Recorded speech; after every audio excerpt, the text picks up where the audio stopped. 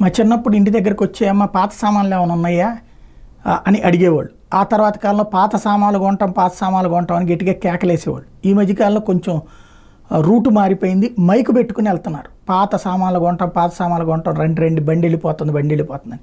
ఇప్పుడు అలాంటి వాళ్ళు ఎక్కువ కష్టపడకుండా అందరూ ఇంకొక రోజు 2 రోజులు టైం ఇచ్చి విజయవాడ వస్తే బెటరు. ప్రకాష్ నగరు, సింగినగరు, రాజీవ్ నగరు, ఉడా కాలనీ, జర్నలిస్ట్ కాలనీ, కుందావరి కండ్రిక, అటు రాజరాజేశ్వరిపేట, అటు నందమూరి నగరు, ఈ ప్రాంతాలకు వెళ్తే బోల్డు పాత సామాన్లు వస్తాయి. పాడైపోయిన సామాన్లు, వరదల్లో కొట్టుకుపోయినటువంటి ఇళ్లల్లో తేలుతున్నటువంటి సామాన్లు. అలాగే రాబోయే రోజుల్లో అవసరమైన అంటే ఇక వాటిని వాడలేని సామాన్లన్నీ ఇచ్చేస్తారు.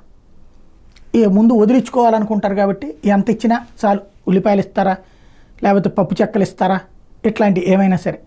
పాత సామాన్లు కొనే వాళ్ళకైతే మాత్రం ప్రస్తుతం బెజవాడ మంచి గిరాకీ పాయింట్. ఈ నెలలో ఒక రోజు, ఎందుకంటే ఇంకా నీళ్లు ఉన్నాయి కాబట్టి, నీళ్లు తగ్గుతూ ఉన్నాయి కదా, ఇప్పటికే బిగిన్ అయిపోయింది బిజినెస్. కాకపోతే వీళ్ళు వెళ్తే ఇది, లేకపోతే రోడ్డు మీద పడేస్తున్నారు. అవి జాగ్రత్తగా చూసుకుంటే సరిపోతుంది.